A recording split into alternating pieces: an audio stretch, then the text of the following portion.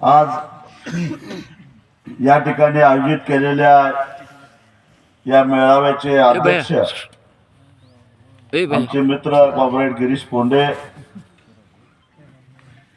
त्याचबरोबर मंचावर उपस्थित असणारे देशमुख साहेब, ॲडव्होकेट बोरांडे, स्वाभिमानी शेतकरी संघटनेचे आमचे जिल्हाध्यक्ष रवींद्र इंगळे, मंचावरील सर्वच मान्यवर, कृती समितीचे सर्व सन्माननीय सदस्य, आमच्या उपस्थित असणाऱ्या भगिनी, शेतकरी भावांनो आणि पत्रकार मित्रांनो, खर तर माझ्या आधीच्या प्रत्येक वक्त्याने अत्यंत अभ्यासपूर्ण अशा प्रकारची मांडणी केलेली आहे. त्यामुळं त्याच मुद्द्यावर बोलून मी काय आता जास्त तुमचा वेळ घेणार नाही. पण हे सरकार आपल्याला फसवतं हे लक्षात ठेवा. जेव्हा सांगली कोल्हापूरला विधानसभेच्या आधी प्रचंड मोठा विरोध या शक्तीपीठला झाला, त्यावेळी घाई गडबडीनं यांनी सांगली कोल्हापूर वगळत असल्याचं पत्र काढलं. पण ते निवडणुकीपुरतं होतं हे आधी आम्हाला माहिती होतच, आणि नेमकं तसंच झालं. निवडणूक झाल्या लगेच ते पत्र बदललं आणि करणार अशी भूमिका घेतली. त्याच्यानंतर त्यांनी एक नाटक केलं. शक्तीपीठ महामार्गाला आम्ही विरोध करतोय म्हटल्यानंतर त्याचं समर्थन करणारी माणसं उभं करण्याचा प्रयत्न केला, अगदी कोल्हापूर जिल्ह्यामध्ये सुद्धा. म्हणजे संपूर्ण 12 जिल्ह्यातले शेतकरी मोठ्या आशेनं कोल्हापूर जिल्ह्याकडे बघत होते की हा जिल्हा जर का विरोध केला तर हा रस्ता होणार नाही, आणि त्यामुळं बाकीच्या 11 किंवा सांगली जिल्हा पण आमच्यावर होता, 10 जिल्ह्यातल्या शेतकऱ्यांचा आत्मविश्वास खचावा म्हणून त्यांनी काय केलं, कोल्हापूर आणि सांगली जिल्ह्यातनं समर्थन करणारे लोक काढले पाहिजे. विमानतळावर काही लोक भेटले म्हणे कोल्हापूरच्या. मग आम्ही म्हटलं ते कोण भेटले, त्यांची नावं द्या, कारण आम्हाला माहित आहे कुठल्या गट नंबर मधला रस्ता जातो. त्यांचे गट नंबर द्या, तपासून बघतो खरोखरच याची जमीन जाणार आहे काय, हा भाडोत्री कोण आहे.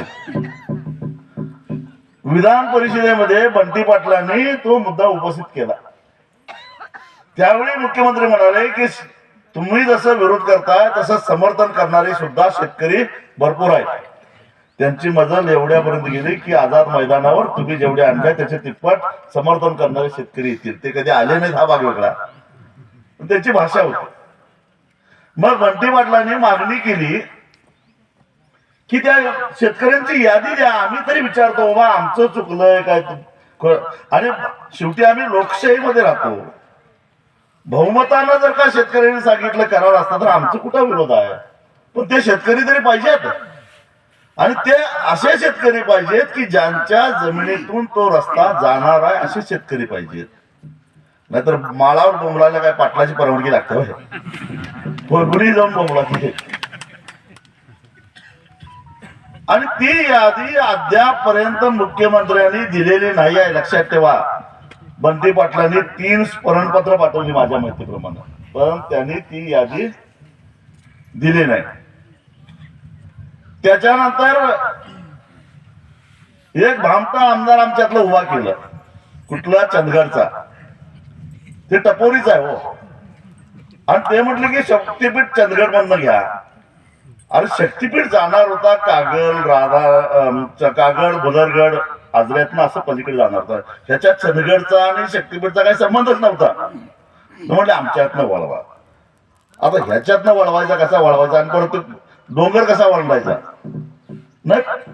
पण आणि त्याच्या समर्थनासाठी म्हणून काही लोक त्याने मोर्चात आणले.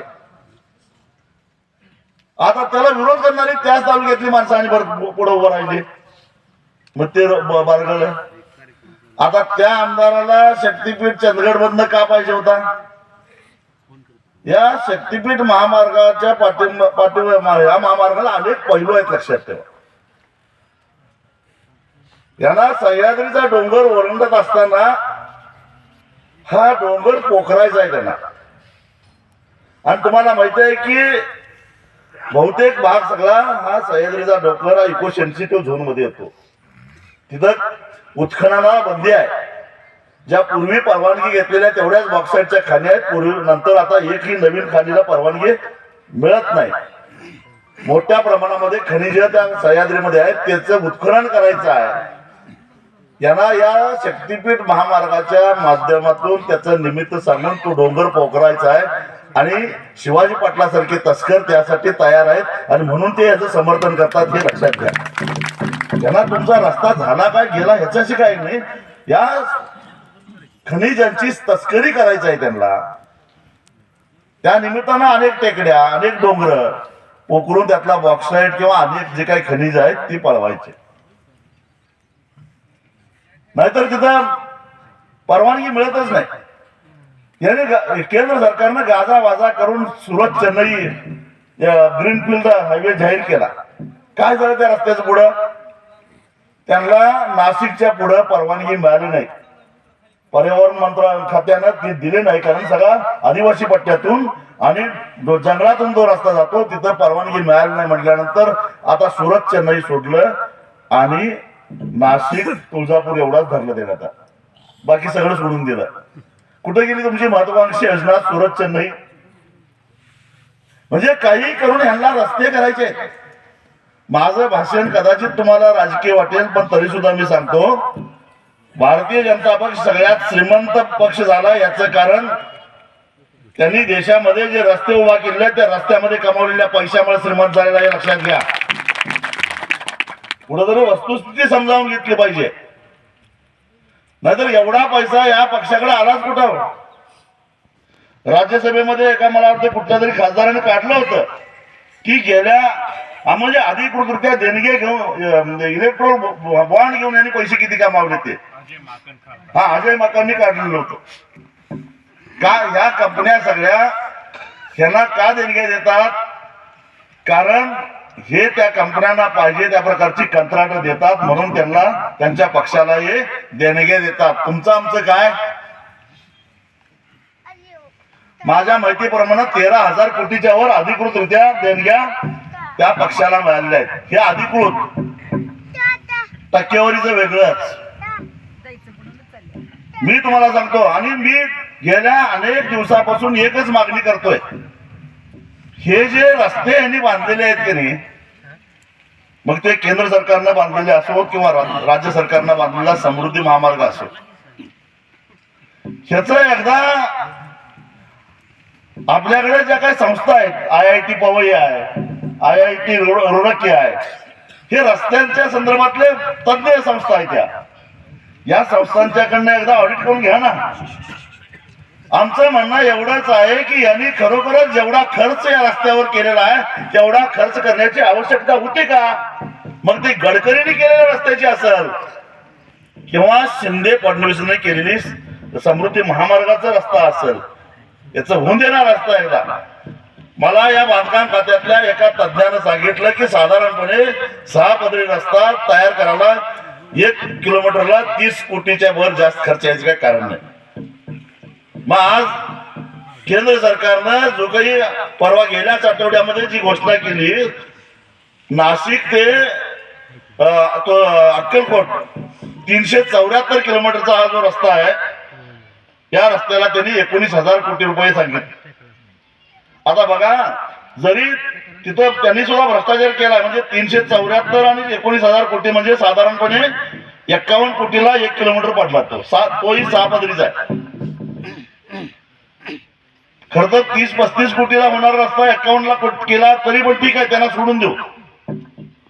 पण ते आता नाशिक ते तुळजापूर जर तुम्ही नजरे करून घातला तर सगळ्या डोंगरी भागात हा रस्ता आलेला आहे. किती डोंगर, नाशिक पासून अगदी सगळे डोंगर वळणत हा रस्ता आलेला आहे.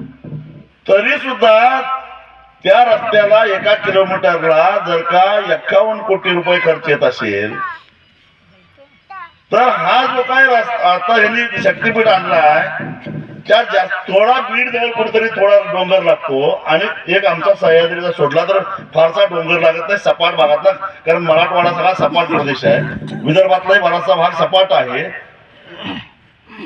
याचा खर्च 1,00,000 कोटी, लांबी 803 किलोमीटर. त्याची जर का तुम्ही हिशेब केला तर 124 किलोमीटर आणि 124 कोटी रुपये एका किलोमीटरला खर्च यायला लागलेला आहे.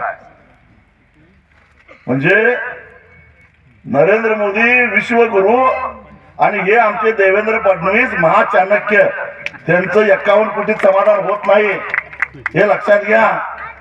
त्याचं देवेंद्र फडणवीसाचं समाधान 51 कोटीत होत नाही एका किलोमीटरला, त्यांना 124 कोटी खर्च करायचे आहे.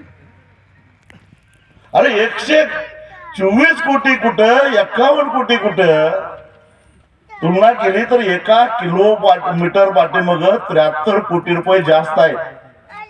आता केंद्र सरकार यांचंच आहे, राज्य सरकार यांचंच आहे. मी रस्ते विकास महामंडळ NHAI हे जे आहे त्याच्या अधिकाऱ्याला मी फोन लावला गेल्या आठवड्यामध्ये आणि त्यांना विचारलं काय हो त्या तुमच्या सुरत चेन्नईचं ते काय 19,000 कोटी रुपये आहे ते बरोबर आहे का, त्या जमिनीची पण किंमत धरल्या काय, हो सगळं धरलंय म्हटलं. मग साधारणपणे तुमचा एका किलोमीटरला 51 कोटी रुपये खर्च यायला लागलेला आहे, होय बरोबर आहे म्हटले. मग शक्तीपीठला बघितलं तर त्यांचं 1,00,000 कोटी 803 किलोमीटर हे बघितलं तर 124 कोटी खर्च यायला लागलाय. हे कसं काय, ते अधिकारी हसला आणि मला म्हणाला ते राज्य सरकारचं आहे, हो म्हणजे राज्य सरकारचं आहे म्हणून जास्त घ्यायचं. म्हणजे आज परिस्थिती अशी आहे की एका किलोमीटरला 73 कोटी रुपये जर घेत असतील, देशमुख साहेब 20% पुढे गेलेले आहेत. 20% हे आपले सटरपटर आमदार घेतात. हा, यांची भूक 20% भागत नाही. 73 किलोमीटर 73 कोटी एका किलोमीटरला म्हणजे 803 कोटी 3 किलोमीटरचं झालं साधारणपणे 60,000 कोटी रुपये. हे लक्षात घ्या. म्हणजे जो रस्ता 40,000 कोटीत पूर्ण व्हायला पाहिजे तो हे आता म्हणजे स्वतः देवेंद्र फडणवीस म्हणत होते की 86,000 कोटीत, नंतर म्हटले लाखापर्यंत जाईल आणि पुरा होईपर्यंत 1.5 लाखापर्यंत जाणारच. तरी सुद्धा 1,00,000 कोटीमध्ये होणार आहे असं गृहीत धरलं तरी सुद्धा याच्यामधनं 60,000 कोटी रुपये पैसे रस्ता करून सुद्धा उरणार आहे. ते कुणाकुणाच्या घशात जाणार आहेत. एक समृद्धी महामार्ग झाला, आमदाराचा दर 50 कोटी निघाला. आता 2029 ला किती कोटी निघेल बघा. आता मग त्यासाठी तुम्हाला जमिनी द्यायच्या आहेत का? हे जे गावागावातले चमचे आहेत त्यांना विचारा, लेखा तुला किती मिळणार आहे त्यातलं, त्या 60,000 कोटीतलं. हा, तुझ्या मिशीला किती खरकट लागणार आहे त्यातलं. आता काही आमदार त्याचं समर्थन करायला लागलेत. त्याचं कारण हेच आहे, लक्षात ठेवा. त्याला काय वाटतंय 60,000 कोटीतलं ते 50,000 घेतील, 10,000 कोटी तरी आमच्यासारख्याला वाटून देतील, म्हणजे माझ्या वाट्याला 100-200 तरी कोटी येतील. त्या आशेनं ती मागं लागलेत. आणि तुम्ही त्यांच्या मागे लागणार काय? मग स्वार्थासाठी म्हणून ते गोऱ्या म्हणतोय तिकडे घ्या. कुठं? मानमध्ये. आता मानमधनं गोव्याला कसं जाणार आहे? मानमधनं गोव्याला कसं जाणार काही कळलं नाही मला. यांना जायचं, यांचं अंतिम उद्दिष्ट काय? गोव्याला जायचं. गोरे म्हणतोय मानमधनं न्या, शिवाजी पाटील म्हणतोय चंदगड मधनं न्या, आणि कोणतरी निघाल आता इकडनं घ्या तिकडनं घ्या. बर, हे इतके बेरके आहेत. आम्ही सांगितलं की समर्थन करणाऱ्या शेतकऱ्यांची यादी द्या म्हटल्यानंतर त्यांनी दिली नाही. मग त्यांनी एक डाव टाकला. आता थेट मला विचारायची हिंमत नाही यांची कुणाची, किंवा माझ्यावर चर्चा करायची हिंमत नाही. मला सांगोल्यातनं एक फोन आला, शहाजी बापूंनी तुम्हाला भेटायला सांगितलंय. काय काम आहे? तर बापूंचं काहीतरी काम आहे. मी म्हटलं बापूला काय माझा नंबर माहित नाही, फोन करायला सांग म्हटलं मला, भेटायला सांग. नाही म्हटले आम्ही सगळे तुम्हाला भेटणार आहे. काय काम आहे सांगा म्हटलं. तर ते शक्तीपीठ संदर्भात आहे म्हटले. मग म्हटलं समर्थन करायला येणार आहे का विरोध करायला येणार आहे. तर आमचं समर्थन आहे. न आल्यानं चांगलं म्हटलं. शिव्या खाऊन जाऊ नका माझ्याकडनं. कशाला येत आहे माझ्याकडनं. या लोकांनी काय केलं ह्यांना माहिती आहे मी शेतकऱ्याला फारसं काय बोलत नाही. शक्यतो मुद्दा समजावून सांगण्याचा प्रयत्न करतो. ह्यांना म्हणजे काही दारातच उभा करत नाही. म्हणून यांनी काय केलं शेतकऱ्याची शिष्टमंडळ माझ्याकडे पाठवायची. विकास व्हायला लागलाय तुम्ही कशाला विरोध करताय. होऊन दे की रस्ता. मला इकडे मोळ आणि ह्या भागातल्या लोक सोलापूर जिल्ह्याचा सगळ्यांचा पाठिंबा आहे. आता इथं सोलापूर जिल्ह्यातले किती आहेत का नाही. आणि मला काय म्हटले अख्ख्या सोलापूर जिल्ह्यानं समर्थन दिलंय म्हटले. तुम्ही कुठं आहे. मी म्हटलं इथंच आहे. मी कुठं जातोय. अख्ख्या सोलापूर जिल्ह्यानं समर्थन दिलेलं आहे. आणि ते अलाइनमेंट काय बदलायला नको. ते गोरे राजकारण करायला आणि सांगायचं कसं गोरे राजकारण करायला आणि आमच्या भागाचा विकास होणार नाही. ते तिकडं मान खटावकडनं रस्ता न्यायला लागल्यात आणि आमच्या सोलापुरातच ते गेला पाहिजे. म्हणजे प्रादेशिक अस्मिता तयार करायची आमच्या सोलापुरातनं. आता आमच्या सोलापुरातनं जायला पाहिजे म्हणणाऱ्याच्या शेतातनं काही ते जात नाही. पण कमिशन मात्र मिळणार त्याला असं म्हटल्यावर. आणि आम्ही तुम्हाला भेटायला येणार आहे.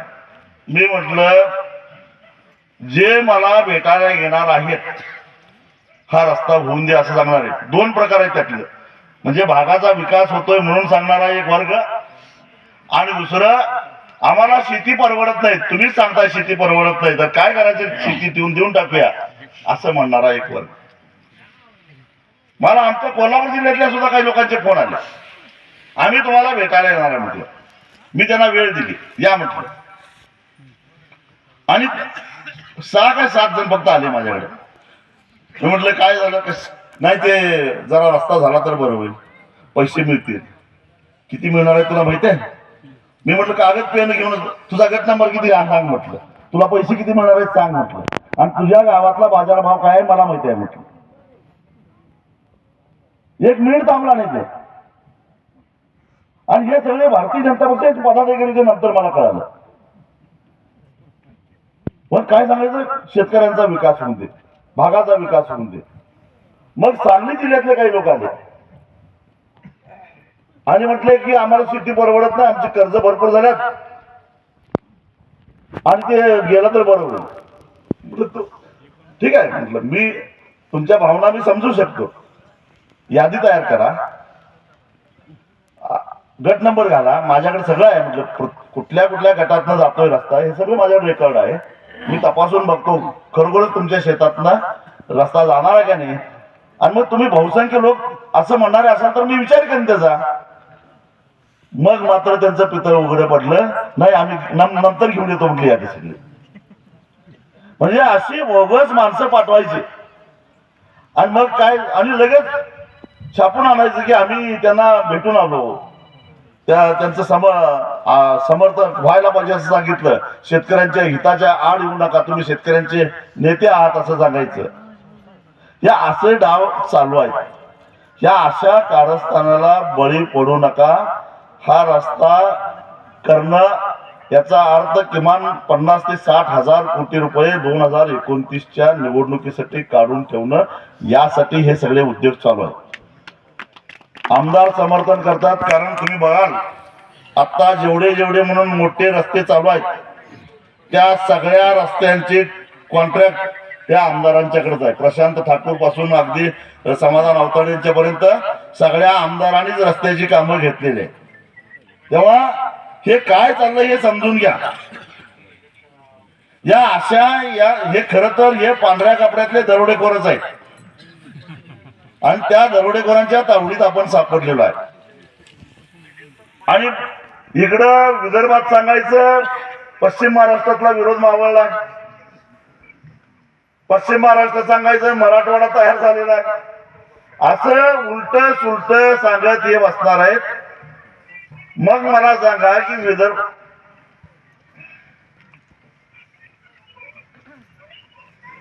असं मला सांगा की अशा पद्धतीनं जर का हे दिशाभूल करत असतील मग ते हिंगोलीच्या लोकांनी असं का म्हटलं. हिंगोलीच्या लोकांनी सांगितलंय की तुम्हाला जर रस्ता करायचा असेल, कशासाठी करताय? आम्ही सगळेच्या सगळे लोक तुमच्या भारतीय जनता पक्षात येतो, पण रस्ता तेवढा कॅन्सल करा असं म्हटलं असतं का त्यांनी? म्हणजे कुणाला ईडीची भीती घालताय तसं त्यांना काय वाटलं की भीती घालून पक्षात तर घेतील, किंवा पक्षात गेलं तर जमीन तरी वाचल. अरे हे कशाची उदाहरण आहे ती? या 12 जिल्ह्यातला एकही शेतकरी यांना रस्ता द्यायला तयार नाही. आणि हे जे काय आवाच्या सवा स्वप्नरंजन करतात का नाही, एवढे पैसेही मिळणार नाही. हे आता पालखी मार्गाला मिळालेले पैसे म्हणा, किंवा रत्नागिरी नागपूर या महामार्गाला जो पैसा मिळाला ते म्हणा, ते पैसे ते रस्ते आधी अस्तित्वात होते. त्यामुळं ते हायवे सन्मुख तो भाग असल्यामुळं तिथं मागाशी कुणीतरी सांगितलं चौरस फुटावर त्यांना पैसे दिले गेले, त्यामुळं त्यांना कोटीत पैसे मिळाले. हा शक्तीपीठाचा महामार्ग हा म्हणजे याच्यातून जाणार आहे. कशातून जाणार आहे? तो शेतातून जाणार आहे, ग्रीनफील्ड मधनं जाणार आहे. आणि आधीच म्हणजे ज्याला आपण म्हणतो की अडगळीच्या भागातून जाणार आहे, आधीच त्या भागामध्ये रस्ते नाहीत, त्यामुळे तिथले रेडिएटर कमी आहेत. बाजार भावाबद्दल तुमच्याबद्दल एक मनात एक गैरसमज आहे, तोही काढून टाका. बाजार भाव म्हणजे आपण खरेदी विक्री करतोय तो बाजार भाव नव्हे. लोकांचा एक गोड गैरसमज झालाय की त्यालाच बाजार भाव म्हणायचा. आमच्या गावात 25 लाख रुपये एकरनं जमीन चालू आहे, 30 लाख रुपये एकरनं चालू. अरे पण कागद कितीने करताय तुम्ही? जो कागद करताय त्याला बाजार भाव म्हणायचं. आणि तेही मागच्या 3 वर्षाची सरासरी काढतात ते त्या गावातले. तो तसा बाजारभाव काढला तर तो बाजारभाव त्याला 5 पट द्या, 10 पट द्या, तो प्रत्यक्षातल्या बाजारभावाच्या जवळ सुद्धा जात नाही. हे कुणाला माहिती नाही. त्यात आणि जिरायत बागायत ही आणि मानगड आहे. तुम्ही ऊस असला तरी सोयाबीन लावणार पीक पाण्याला, हा मग जिरायत म्हणून रेकॉर्ड येणार, त्याचं रेडिएटर किती येणार? किती लोक ऊस लावतात सांगा बघू मला. हा शिक्षण कर चुकावं म्हणून ऊस आपण लावतच नाही पीक पाण्याला, आणि त्यामुळे आपला रेडिएटर कमी येतोय.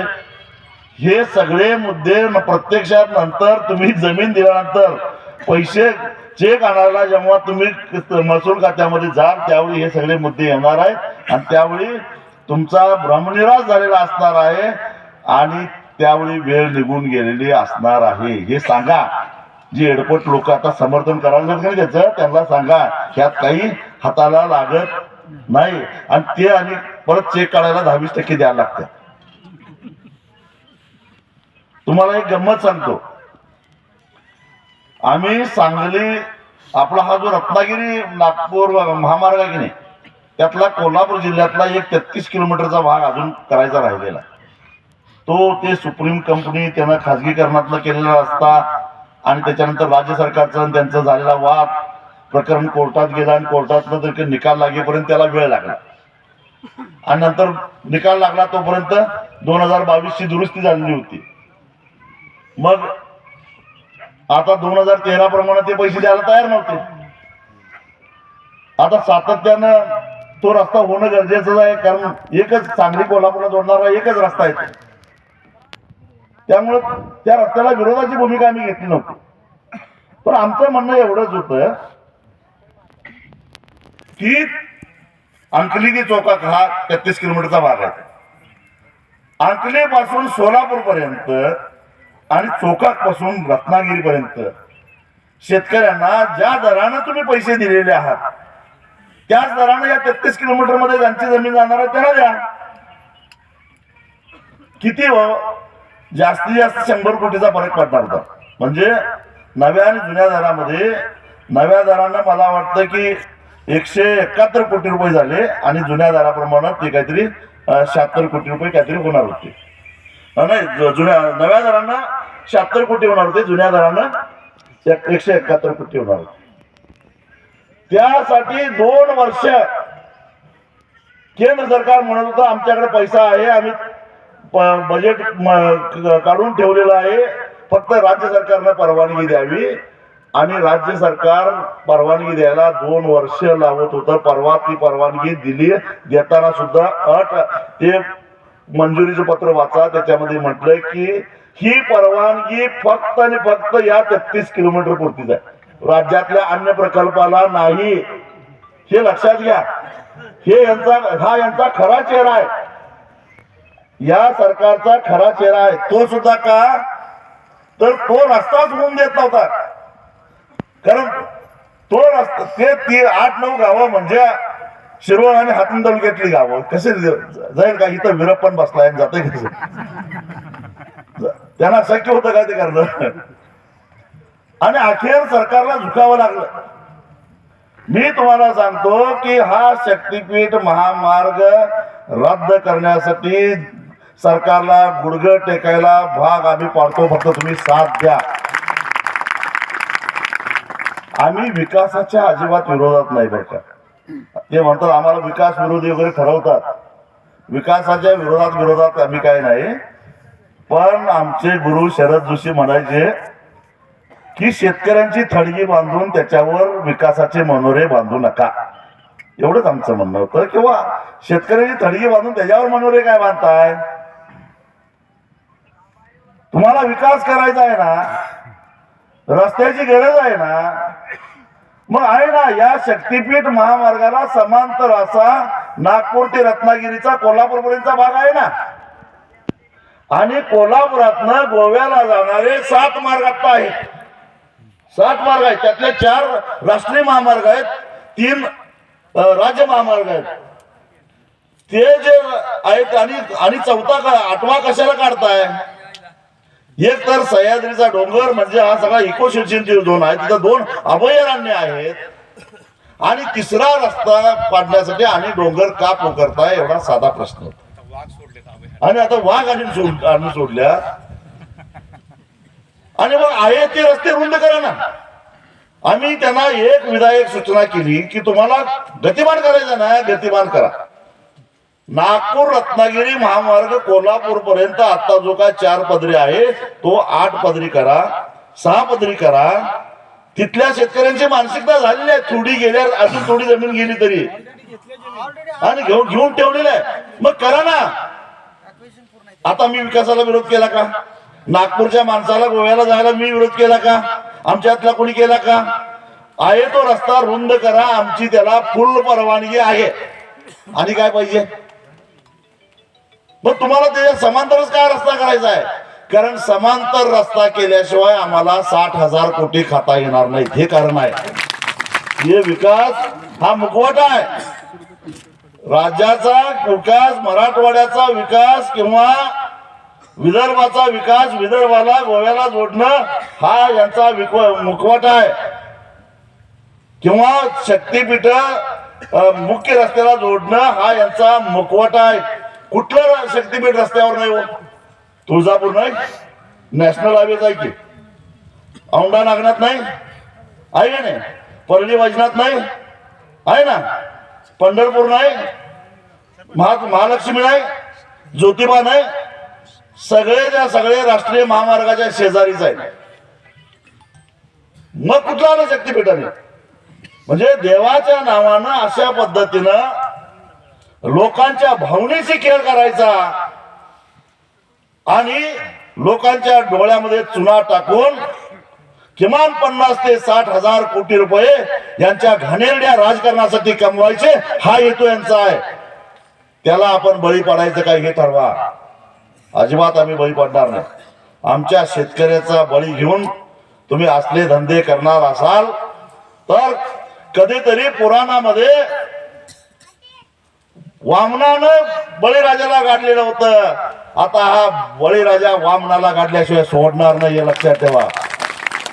कलियुगातला बळीराजा आहे. एवढा भोळा राहिलेला नाही बळीराजा आता. आणि त्यासाठी आपल्याला त्यांनी आता एक करायचं, एक स्ट्रॅटेजी करायची. आपण आता एक ठरवूया. आणि हे काय करायला, माझ्याकडे आता अनेक सातबारा आला. त्या सातबारा मला वाटतं दक्षिण सोलापूर मधल्या कुठला तरी उत्तर सोलापूर मधला कळमणचा आहे. तिथं बघा रूपमती दीपकराव साळुंके, सुभाष लोढा हे सुभाष लोढा म्हणजे लोढा मंत्र्याची पुत्र असणार, बरोबर. हा, आणि दीपक साळुंखे या दोघांनी म्हणून 5 एकर जमीन घेतली आहे. कुठं? जिथून शक्तीपीठ जाणार आहे तिथनं. आणि लोकांना सांगायचं बघा आमची पण जाणार आहे की. ह्याला खर्च किती आला? यांनी घेतला असेल 10-12 लाखांना. हो, म्हणजे लोकांना एक 5-50 लाख रुपये असं खर्च करायचे. आणि लोकांची मानसिकता तयार करायची, आमचा पण जाणारच आहे की, मग कशाला विरोध करताय? अरे तुम्ही 5-50 लाख रुपये खर्च करून लोकांची दिशाभूल कराल, पण तुम्ही किती मिळवणार आहे ह्याचं समर्थन करून हे आम्हाला माहित आहे की. चोरावं हे माहित नाही आम्हाला. त्यामुळे या अशा भूलतापांना सुद्धा बळी पडायचं नाही. तुझ्या एकट्याच्या रानात कर्जा, तुमची हद्द झाली की रस्ता बंद. तुझ्या रानात तेवढं करमणूक रस्ता, आमच्या हद्दीत रस्ता तुमचा येता कामा नाही. तिथं एक विमानतळ तयार करा तुमच्या रानात, तिथनं विमानानं पलीकडच्या रानात जावा, आमच्यात काही येऊ नका. का? कशासाठी द्यायचा यांना रस्ता? त्यामुळं अशा अफवा उठवतील, असे बोगस विकासाचे पुजारी तयार करतील, विकासाचं समर्थन करणारे असे तथाकथित ढोंगी समाजसेवक उभा करतील. या सगळ्यांच्या पासून तुम्हाला सावध राहायचं आहे. आणि त्यांनी एक मेळावा समर्थनासाठी घेतला की त्याला विरोध करण्यासाठी आपण दुसरा मेळावा तिथं घ्यायचा म्हणजे घ्यायचा. कुठलाही जिल्हा असू दे, 12च्या 12 जिल्ह्यामध्ये त्यांनी समर्थन केलं नाही केलं, हे कसे चोर आहेत हे सांगण्यासाठी दुसरा मेळावा आपण घ्यायचा. आपल्याला काय एवढं एखादा मंडप घालायला कोणाला तरी हातापाया पडायचं, घाल बाबा मंडप म्हणायचं, घरात येताना भाकऱ्या घेऊन यायचे, त्याच खायचे, घेऊन जायचं, खर्च नाही काही नाही. कशाला खर्च येतोय? हार नाही, तुरे नाही, काही करायचं नाही. कुठेही रानात मेळावा घ्यायचा म्हणजे त्याचं भाडंही द्यायला लागत नाही. पण त्याने ते जे जे काही करतील त्याला प्रत्युत्तर आपलं हे दिलंच पाहिजे. अशा पद्धतीने यांना रस्ता होऊन द्यायचा नाही. आता एक महिनाभर ते उसंत घेतील, कारण आता जिल्हा परिषदच्या निवडणुका लागतील, त्यामुळे ग्रामीण भागात जायचं आहे, त्यांना उत्तर द्यावं लागतात. पण 1 महिन्यानंतर ही पुन्हा जागे होणार आहे, फेब्रुवारी महिन्याच्या आसपास. तेव्हा ती तयारी ठेवा. तुम्ही मध्यान रात्री आम्हाला हाक द्या, आम्ही हायच, सोडत नाही यांना. आम्ही यांना सोडत नाही. शक्तीपीठ महामार्ग रद्द होईपर्यंत आम्ही त्यांना सोडत नाही. आम्ही विकासाला विरोध केला नाही, आहे तो रस्ता रुंद करा, आमचं काही म्हणणं नाही. पण हा रस्ता अनावश्यक आहे.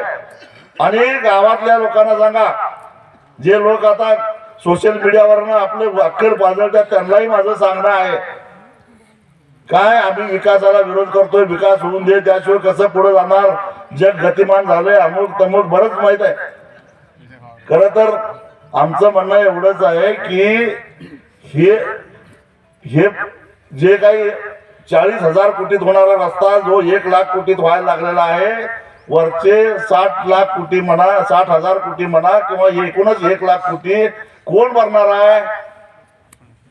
आमदारांना टोल माफी, खासदाराला टोल माफी, सरकारी अधिकाऱ्याला टोल माफी, मंत्र्याला टोल माफी, न्यायाधीशाला टोल माफी, तहसीलदाराला टोल माफी, कुठल्या तरी सरकारी पदावर असणाऱ्याला टोल माफी.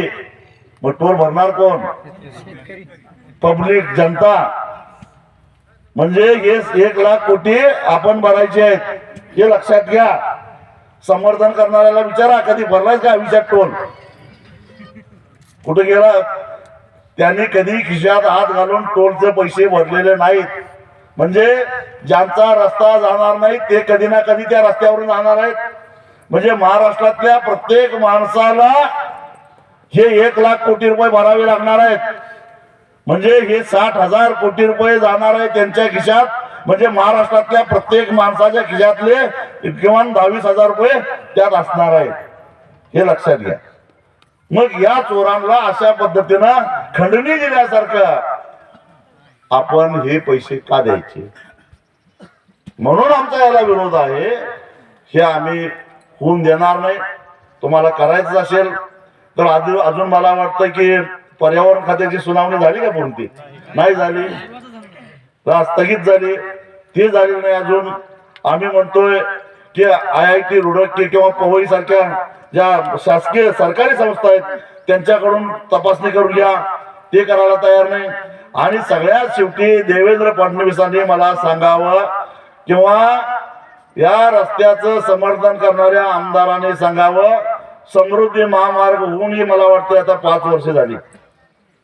5 वर्षामध्ये त्या समृद्धीच्या कडेला एक चहाची टपरी उभी राहिलेली नाही. अजून गेला का कधी समृद्धीवर? मी गेलेलो अनेक वेळा. अहो चहा प्यायचा म्हटलं तर चहाला मग रस्ता सोडून खाली उतरल्याशिवाय, आणि तेही पलावर 25-30 किलोमीटरला एक काहीतरी त्याला बाहेर या गोपनीक आहे. बाहेर त्या रस्त्याला काहीही मिळत नाही. एक साधा पेट्रोल पंप नाही, एकच आहे.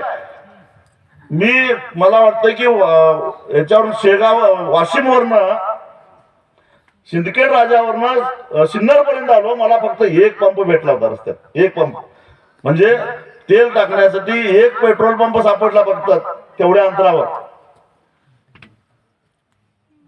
एक चहाची टपरी नाही. किती विकास झाला 5 वर्षात? किती उद्योग आले विदर्भामध्ये, किती उद्योग आले मराठवाड्यामध्ये समृद्धी महामार्गामुळं. मग आता शक्तीपीठानं काय होणार आहे? आणि मग रस्त्यानं विकास होणार असता तर तुळजापूर ते छत्रपती संभाजीनगर हा रस्ता होऊन किती वर्ष झाली? 5 का?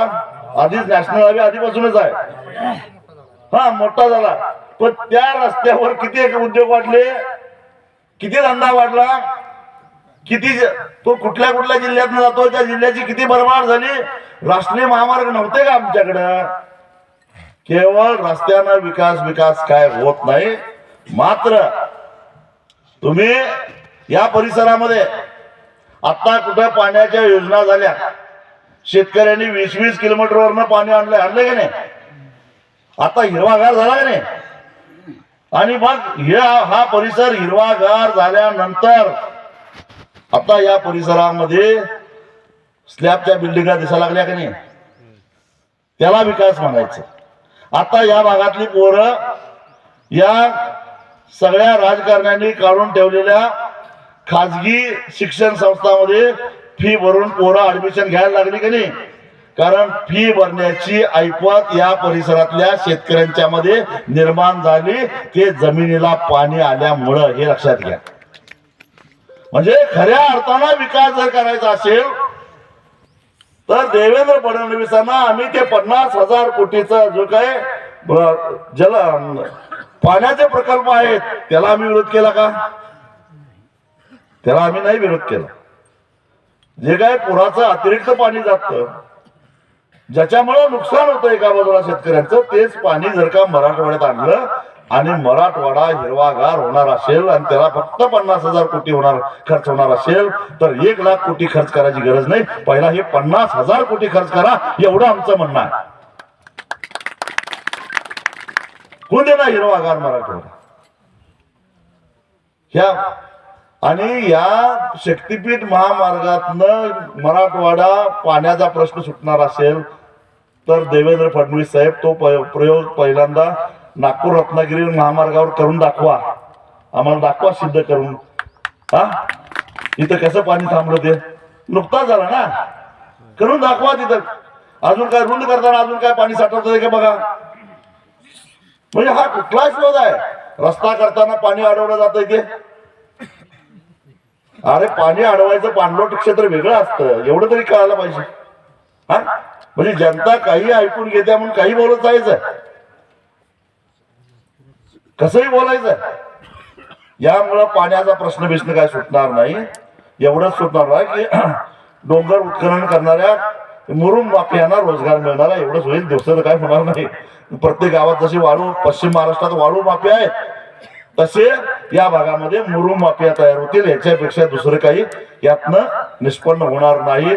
आता बघितलंय की एक ते पवन चक्कीच्या आणि ह्याच्यामध्ये कसे माफिया तयार झाले तर मराठवाड्यात काय आम्हाला माहिती नाही. हा सोलर साठी कशा कशा जमिनी हडप केल्या जातात हे काय आम्हाला माहिती नाही. असे नवीन माफियाच या शक्तीपीठ मधनं होणार आहेत. त्यामुळे आपल्या फायद्याचं नाही. जाता आता एवढंच सांगतो, निर्धार आपण करूया की 1 इंच सुद्धा जमीन या चोरांना द्यायची नाही.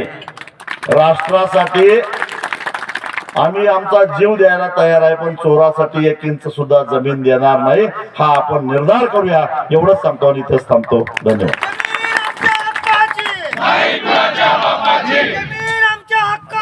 नाही कुणाच्या बापाची. एक जिद्द. धन्यवाद साहेब, मनापासून धन्यवाद. आपण मार्गदर्शन केलं. कुणीही जायचं नाही, सर्वांनी भोजना